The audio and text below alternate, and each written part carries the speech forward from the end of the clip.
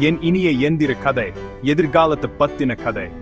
டெக்னாலஜியால மாறிப்போன ஒரு உலகத்துக்கு நம்மளை சூட்டிட்டு போகுது. நம்ம ஊரிலிருந்து ரொம்ப வித்தியாசமான ஒரு நகரத்துல இந்த கதை ஆரம்பிக்குது. புது புது கண்டுபிடிப்புகளும் சவால்களும் நிறைஞ்ச நகரம் இது. இந்த புது உலகத்தை எதிர்கொள்ளும் முக்கிய கதாபாத்திரங்களை பத்தி பார்க்க போறோம். அவங்க வாழ்க்கை எதிர்காலத்தோட சாத்தியங்களையும் பிரச்சனைகளையும் நமக்கு காட்டுது.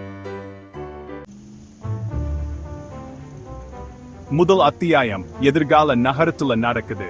வானத்தை தோடும் அளவுக்கு உயர்ந்த கட்டடங்களுக்கு நடுவுல பறக்கும் வாகனங்க. இரவு நேரத்துல சூடு, நகரம் வெளிச்சமாயிருக்கு.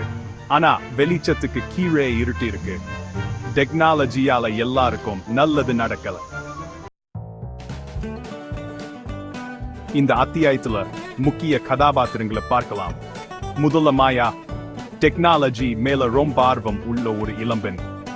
அவ ஒரு திறமையான புரோகிராமர். எல்லாருடைய வாழ்க்கையையும் மேம்படுத்தணும்னு கனவு காண்கிறாங்க. அப்புறம் அருண், புது டெக்னாலஜினா அவருக்கு சந்தேகம்தான். டெக்னாலஜியால பின்னாடி விடப்படும் மக்களை பத்தி அவர் கவலைப்படுறாரு. நாலாவது பகுதி புதிய யுகத்தின் அதிசயங்க. இந்த கதை நிறைய அற்புதமான கண்டுபிடிப்புகளை காட்டுது.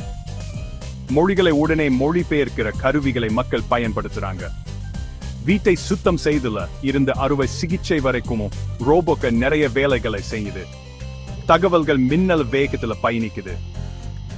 ஆனா இந்த டெக்னாலஜி நிறைய புது பிரச்சனைகளையும் நெறிமுறை சிக்கல்களையும் உருவாக்குது. ஐந்தாவது பகுதி மாறிய உலகம்.